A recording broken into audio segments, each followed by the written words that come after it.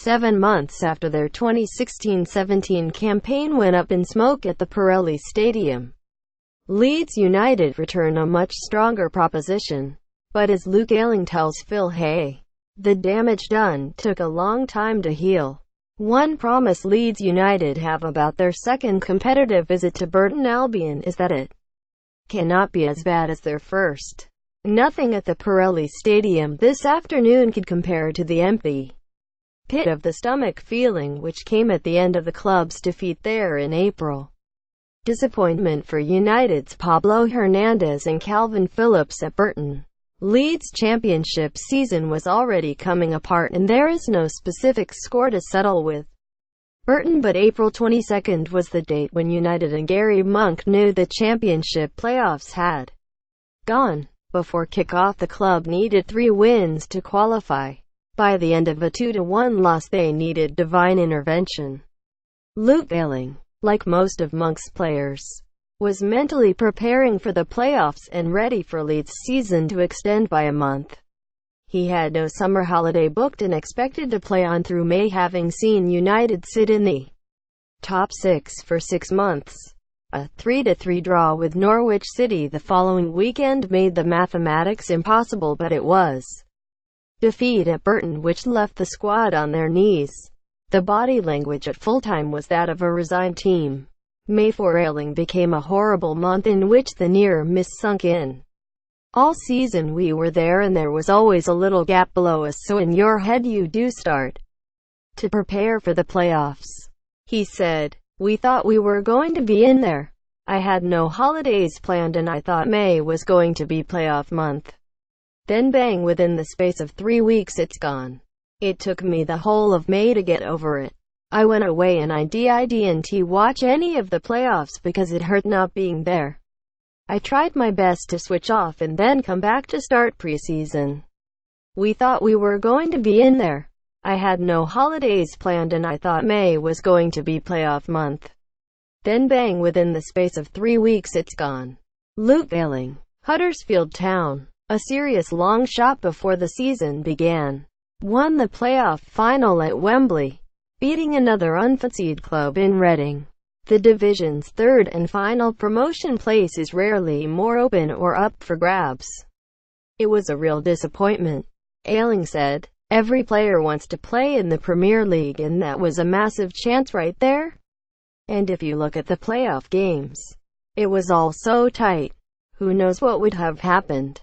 We did well to get into the playoffs after such a bad start, and I suppose you could look at it like that if you wanted to, but we had a dip in form at the wrong time. Other teams were flying, but at the same time, we went through spells where we'd put 3 or 4 results together and not even change position. You'd expect to jump up a couple of places, but we always seemed to be 5th or 6th. It was hard." The consolation for Ayling, United's box-to-box right-back, was that the year went down as the best of his career. He has had more successful seasons, major youth team success at Arsenal and promotion from League One with Bristol City, but he has never looked better than he did in his first year at Leeds. A 6-figure transfer fee paid to Bristol City was made to look like peanuts as Ayling's defensive nous and wing-back levels of fitness shored up one side of the pitch. Luke Ayling on the ball against Nottingham Forest in August. Picture, Simon Hulme. It helped that Ayling had Kyle Bartley to his left, a rugged but considered centre-back who played in the same youth side as Ayling at Arsenal. The pair have been friends since they were teenagers, and Bartley offered Ayling a room when the fullback moved north to Leeds a couple of weeks before the summer transfer deadline in 2016.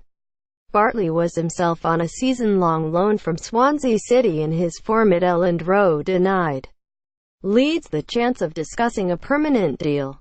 Swansea wanted Bartley to rejoin them in May, and he was heavily involved in the Premier League this season before suffering a knee injury in September. "We've been best friends since we were 16, so it was nice to be back with him for a year," Ayling said. "I had to get my own house, which was a bit disappointing. But that's football at the end of the day. People move around and you just carry on. I'd have liked to have had him back here, but it wasn't happening. Last season was my best season. I felt like every single game was going well. Like I was feeling good. I had Kyle next to me and I'd played with him for 5 or 6 years at Arsenal. That really helped. But I've got Pontus Jansson now and he's the same kind of player. I know he's always going to cover me so I can bomb on. I can gamble a bit going forward, knowing he'll sweep up. Ayling conceded that his form had been more inconsistent this season, reflecting the general view of him.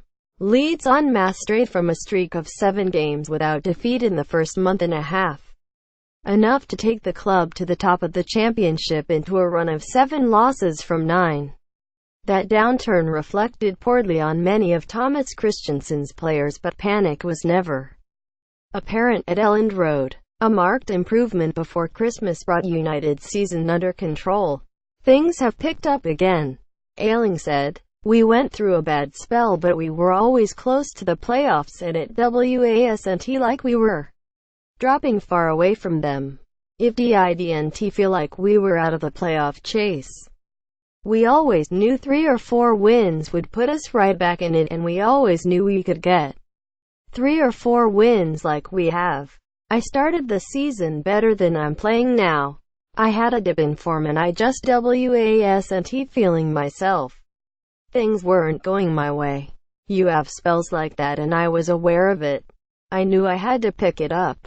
This is more like where I should be, and having players who can step in helps. I think we all know that if your form drops you're going to be on the bench, and I've never been one to enjoy sitting on the bench. I did it at Bristol City and I hated it, so I tried to get out of there. I hate not playing football and I've got it in my head that if I'm not consistent, I won't be playing. As a whole, Ayling is wary of feeling too comfortable.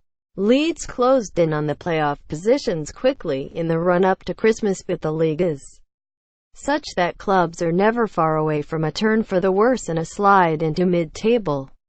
Today's game at Burton should be United's to win against a side they routed 5-0 in September and who have barely won a game at the Pirelli Stadium, but Albion were around the championship's bottom 3 when they stuck the knife into Leeds in April. It's all so tight, and this league has always been like that. Certainly for the 3 years I've been in it, Ayling said. The memories of last season not far from the surface. You're always 5 points off the playoffs but 6 off being near the bottom 3. You never get a chance to relax.